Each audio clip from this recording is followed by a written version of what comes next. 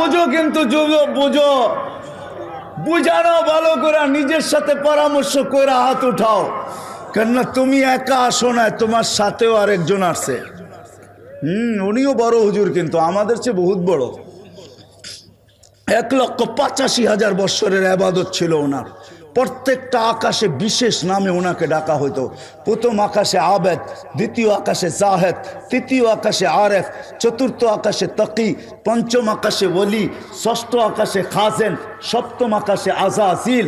শেখ সাদি রহমতুল্লাহ আলাইহি কবিতা লেখছেন সপ্তম আকাশের উপাধি নিয়া, বলছে তাকাব্বর আজাজিল রাখারে কর বসন্দানে লানত গিরিফতারে কর।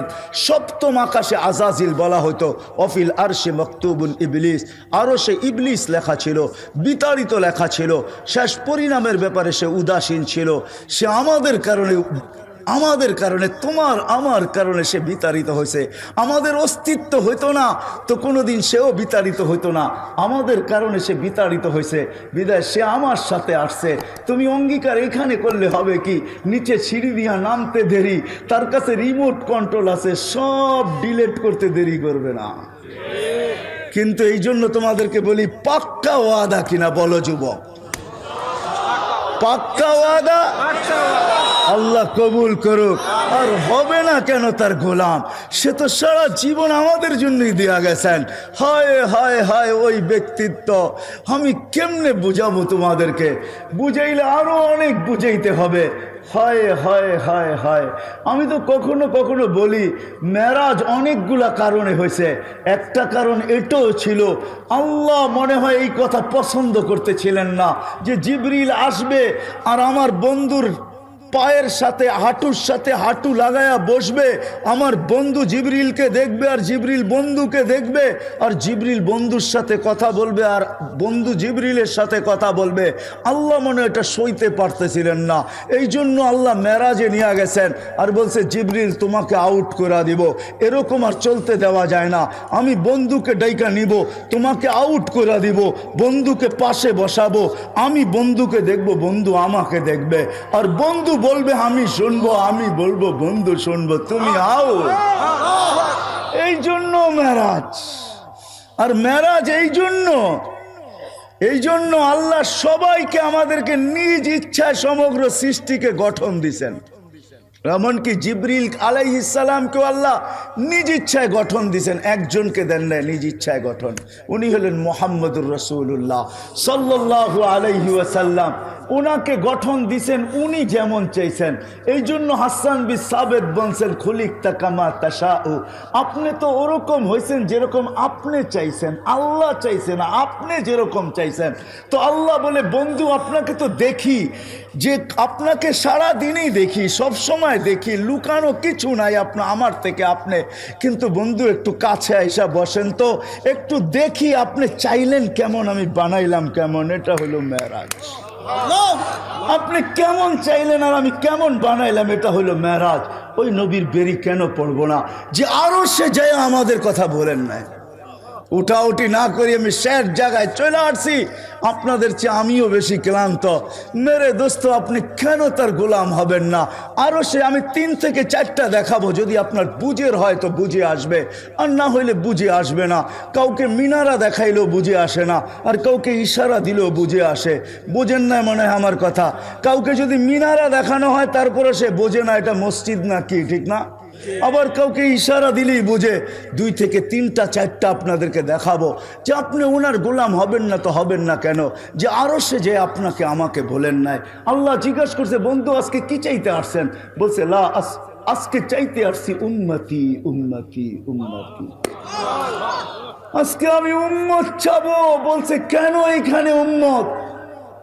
হায় আল্লাহ, যতজনের সাথে কথা বলছেন পর্দার এই পার থেকে বলছেন, আল্লাহ ওই পারে উনি এই পারে।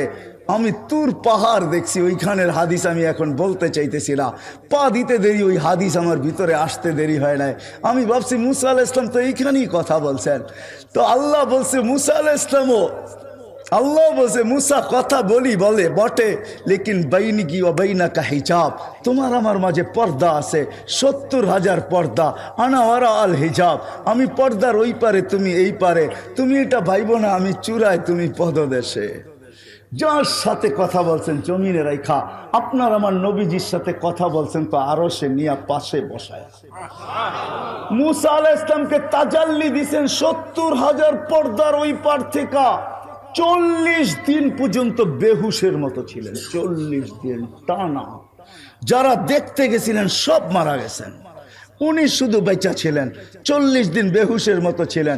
কিন্তু আপনার আমার নবী পাশাপাশি বসে আছে, কবা কাউসাইনিয়াও আদনা। তীর আর ধনুক থাকতো তো আপনাদেরকে আমি কাছাকাছি দেখাইতে পারতাম প্র্যাকটিক্যালি। এরকম কাছে বসা ছিলেন, কোনো পর্দা ছিল না। ওইখানে হারায় যাওয়ার কথা ছিল, কিন্তু হারায় নাই, সব হারায় গেছে। না হাসানের কথা, না হোসাইনের কথা, না আলীর কথা, না ফাতেমার কথা। অথচ হাসান হুসেন কলিজার টুকরা। একদিন দুই নাতি আইসা পাশে বসা, দুইজনে দুই রানের ভিতরে বসা গেছে, আর বলতেছে নানা যান আপনি উত্তম না আমরা দুইজন? তো নানায় বইরা দিছে ফট করে আমি উত্তম। দুইজনে বাস হাসতে হাসতে কুটা কুটা। আল্লাহ রসুল বলে এত হাসো কেন? কয় জবাব হয় নাই। কয় মানি? কয় জবাব হয় নাই। কয় মানি? আমরা দুইজন উত্তম। কয় কি কইরা? কয় বলেন আমাদের আব্বাকে। কয় বলো তো। আব্বার পরিচয় দিয়া বলতেছে আবু কালাইসা বিশাই, আপনার আব্বা তো আমাকে আব্বার সামনে কিছুই না। আমাকে আম্মা জানরে চিনেন? তো বলছে আম্মাজানকে। তো আম্মাজানের পরিচয় দিয়ে বলতেছে উম্মু কালাইসা বিশাই, আপনার মা তো আমার মার সামনে কিছুই না। আমাকে নানা জানরে চিনেন?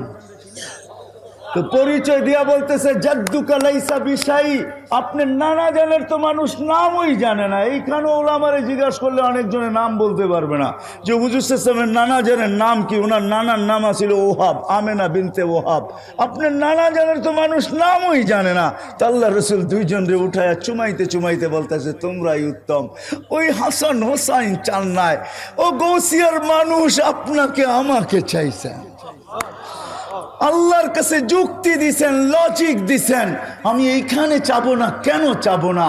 আল্লাহ বলছে এইখানে উম্মত, বলে কেন চাবো না? একদিকে আনতা রব্বুল করিম আনা নবিয়্যুর রহিম, একদিকে আপনি রব্বে করিম, একদিকে আপনি রব্বে করিম, একদিকে আমি নবিয়্যুর রহিম।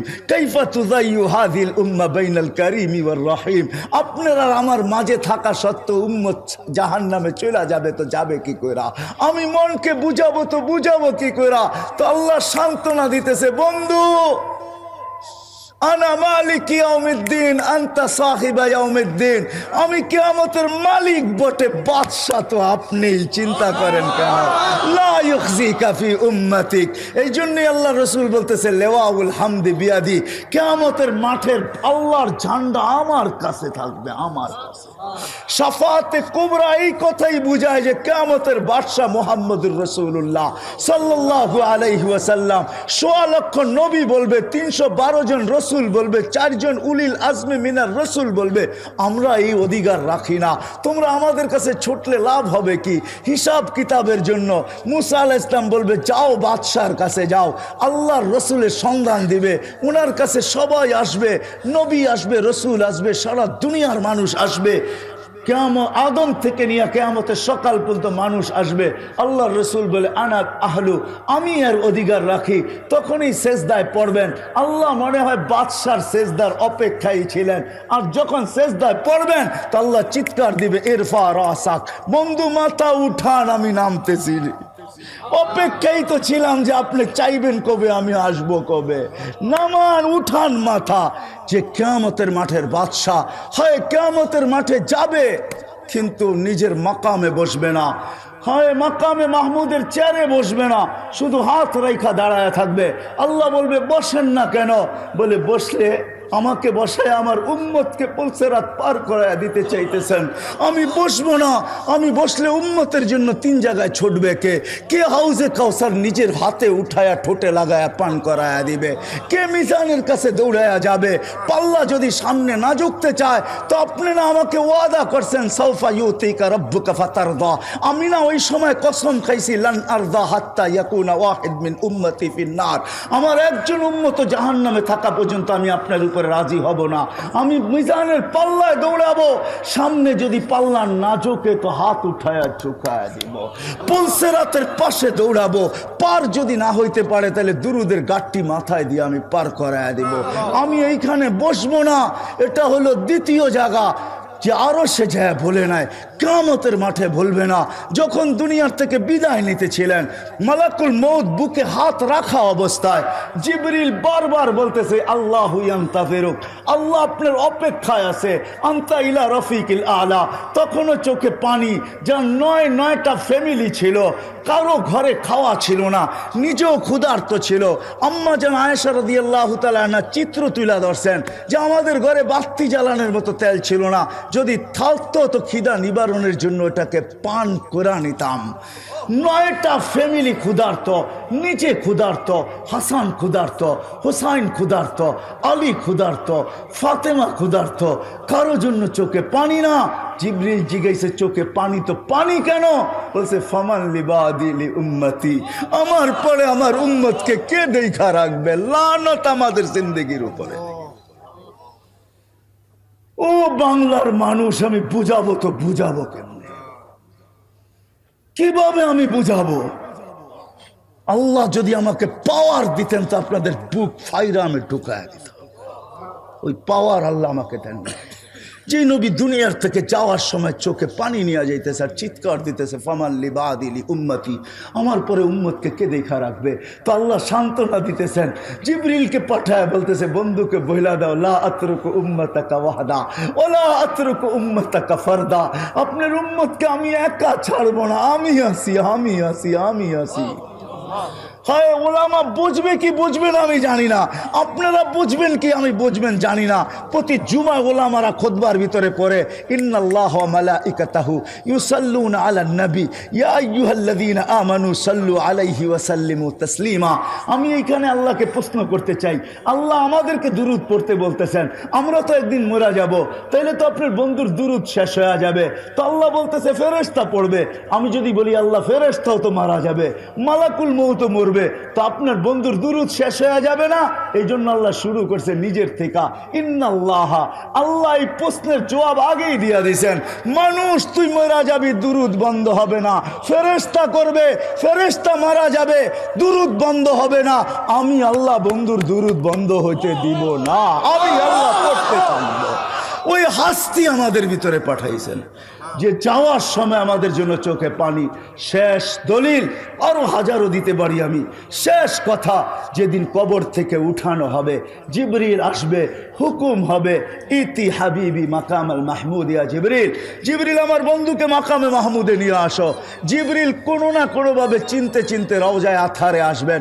ওই কথার দিকে আমি যাইতে চাই না। সে পর মারবে আর বলবে কুমিয়া হাবিবি।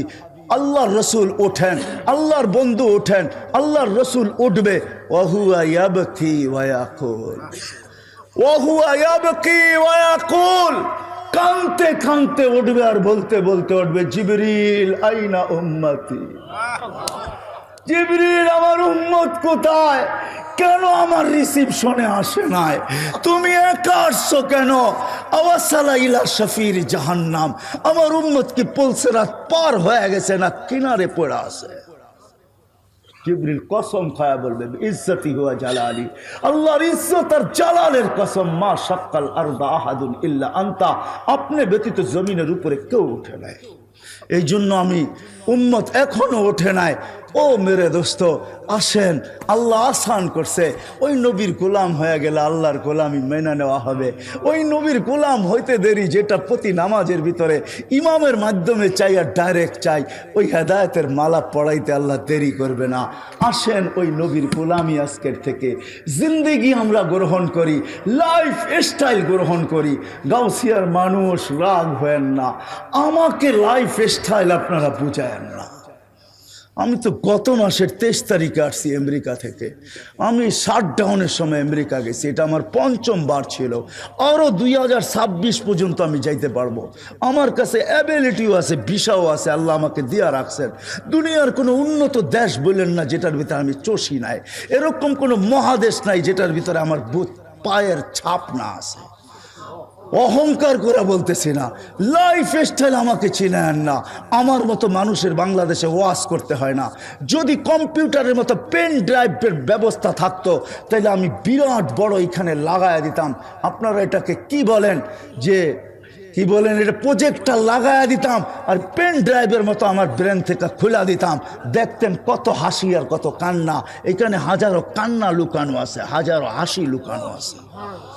আমাকে অন্য লাইফ স্টাইল আমাকে চিনাইতে হবে না, রাগ হয় না, পায়ে হাত রাখি। আমি বড় লাইফ স্টাইল আলাদেরকে চিনি আর তাদের কান্নাও আমার কাছে সেভ করা আছে। আমি তাদের লাইফ স্টাইলও দেখাবো, তাদের কান্নাও দেখাবো, এখানে সেভ করা আছে, সেভ। ওটা অস্ট্রেলিয়া বলেন আর আমেরিকা বলেন, ইউরোপ বলেন আর জাপান বলেন, উন্নত বিশ্ব বলেন আর যেইখানে বলেন আপনি, আমার কাছে হাজারো সেভ করা আছে। প্রতি সফর আমাকে কাদায়া আনে, কাদায়া। আমি কাঁদতে কাঁদতে আসি, এরকম কোনো সফর নাই। এইবারও আমার সফর শুরু হয়েছে নিউ ইয়র্ক থেকে, শেষ হয়েছে সান ফ্রান্সিসকো। আমি আটলান্টিকের পাড়ের থেকে শুরু করছি, আমি যে প্রশান্তর পাড়ে শেষ করছি, আবার আটলান্টিকের পাড়ে এসে বাংলাদেশে রওনা করছি। আমাকে বুঝাইতে হবে না। আপনারা আমেরিকার কোন সোসাইটির কথা আমাকে বলবেন, যান যান ওই সোসাইটিকে জিজ্ঞাসা করেন আমাকে চিনে কিনা। যান যান অস্ট্রেলিয়ার কোন সোসাইটিকে জিজ্ঞাসা করবেন, একে চিনো কিনা, বলবে আর পায়ের দাগ এখানে রয়ে গেছে, আর চোখের পানি রয়ে গেছে, এই আমাদের হাতে পায়ে ধরে গেছে। কিচ্ছু নাই আমার কাছে, আল্লাহকে দেখানোর মতো কিচ্ছু নাই। একটা আছে, আমি একজন আল্লাহ আল্লাহ রসুলের, বাস মক্কায় গেল এটাও বলি আমি একজন এসার। এসার চিনেন? এসার চিনেন? হ্যাঁ, এসার চিনেন? রিপ্রেজেন্টেটিভ চিনেন? আমি একজন নিজেকে রিপ্রেজেন্টেটিভ ভাবতে চাই, একজন ফেরিওয়ালা ভাবতে চাই। হয় হয়, কিচ্ছু নাই আমার কাছে, এটাই আমার সম্বল, আর কিচ্ছু নাই। যদি এটাকে আল্লাহ গ্রহণ করে উঠায় নেয়, আমাকে ও সোসাইটি বুঝাইতে হবে না, লাইফ স্টাইল বুঝাইতে হবে না। উন্নত লাইফ স্টাইল আমাকে বুঝান না, অন্য কাউকে বুঝান। যুবক, তোমাদের হাতে পায়ে ধরি, লাইফ স্টাইল দিয়ে কোনোদিন জীবনে সুখ আসবে না। সুখ আসবে মুহাম্মদুর রাসূলুল্লাহর গোলামিতে, সুখ শান্তি আসবে। তুমিও শিখো, গড়ালাদেরকেও শিখাও, বাচ্চাদেরকেও শিখাও। হয় একদিন না, 2 দিন না, 2020-এ আমি যাইতে পারি না প্যান্ডামিকের কারণে, কিন্তু এই বছর গেছি। 19-এ যখন আমি এক এয়ারপোর্ট থেকে বাহির হইতেছিলাম আমেরিকার, তা আমাকে কাদায় দিছে এক মুসলমান বাচ্চা, দাড়ি টুপিওয়ালা দিনদার, মাকে হুইল চেয়ার থেকে যখন রিক্সায় গাড়িতে কোলে করে বসাইতেছিল, পাশেই এক বৃদ্ধা মহিলা দেখে চোখের পানি ছড়াইতেছিল, ইংরেজ। আমি তাকে জিজ্ঞেস করছি, তুই কাঁদিস কেন? বলে, দেখ তার সন্তান তাকে কিরকম বাচ্চার মতো গাড়িতে উঠায়। আমার সন্তান কোথায় হারায় গেছে আমি জানি না। বৎসরে একটা দিন আমার কাছে আসে, যেদিন মাদার ডে হয়, একটা কেক নিয়ে আসে। হয় হয় আমি বৃদ্ধাশ্রম দুনিয়াতে কম দেখি নাই। আমাকে বুঝাইতে হবে না, রাগ হয় না, আপনাদের পায়ে হাত রাখি। আমি দুনিয়ার কোনো এরকম বড় বড় বৃদ্ধাশ্রম না আছে আমার এই 2 চোখে আমি না দেখছি। আমাকে বুঝাইতে হবে না, ফ্রাঙ্কফুর্টের বৃদ্ধাশ্রম আমার এই চোখে দেখা, প্যারিসের বৃদ্ধাশ্রম আমার চোখে দেখা। আমাকে বুঝাইতে হবে না। বাংলাদেশেরও যতগুলো আছে অধিকাংশ আমার চষা। আমি ওইখানে মাঝে মাঝে লুকায়া যাই, এমনি দেখতে চাই যারা কি বলে। কিন্তু হ্যাঁ, মা তো মাই হয়, বাবা তো বাবাই হয়। হাজারো অভিযোগের পরে শেষমেশ একটা কথা হাতে ধরে বলে, হুজুর যা বলছি মনে নিয়েন না, একটু দোয়া করেন। আমি চাই আমার কলিজার টুকরা অশান্তিতে না থাকুক। আরে তোর মার বাবা যদি এরকম হইতে পারে, তুই মা বাবাকে বৃদ্ধাশ্রমে দিলি তো দিলি কি করে? তোর মা তো হাজারো অভিযোগের পরে বলে, হুজুর দোয়া করেন আমার কলিজার টুকরা যেন অশান্তিতে না থাকে। এটার নাম মা, এটার নাম বাবা। ওই লাইফ স্টাইল মুহাম্মদুর রাসূলুল্লাহ দিয়েছেন। যে বিদায় হজের ভিতরে যাওয়ার সময় আমি আম্মা জানের কবর দুইবার চোখে দেখছি। আমি এটা বয়ান করতে পারি না। যখন আমি চূড়ায় উঠছি 2 বার, তা আমি জানি ওইখানে আমার সাথে কি ঘটছে। এটা বলার না, বুঝানেন না। ওইখানে যে ওঠে সে জানে। যার ইতিহাস জানা আছে, চিত্র 6 বছরের বাচ্চাকে রাইখা মা দুনিয়ার থেকে বিদায় নিতেছেন। ওই সময় যখন বিদায় হজে উপরে উঠছেন জিয়ারত করার জন্য, সবাইকে বলছে নিচে বসে থাকবা, কেউ উপরে আসবে না। আল্লাহ রসুল যে উপরে জিয়ারত শুরু করছেন। হয় হয় ডাইন হাঁটু উঁচা কইরা বাম হাঁটু গায়রা দিয়া, গালের নিচে হাত দিয়া মার কবর জিয়ারত করতেছিলেন। কাঁদতে কাঁদতে যখন আওয়াজ বাহির হয়ে গেছে, জোরে হয়ে গেছে, সময় অতিবাহিত হইতেছিল, সাহাবা বলতেছে আল্লাহ রসুলের চিৎকারের আওয়াজ আসতেছে, সময় অতিবাহিত হয়ে যাইতেছে। আবু বকর উপরে ওঠো না তো ওঠো না কেন, ওমর যাও না তো যাও না কেন, ওসমান তুমি আগে বাড়ো না তো বাড়ো না কেন।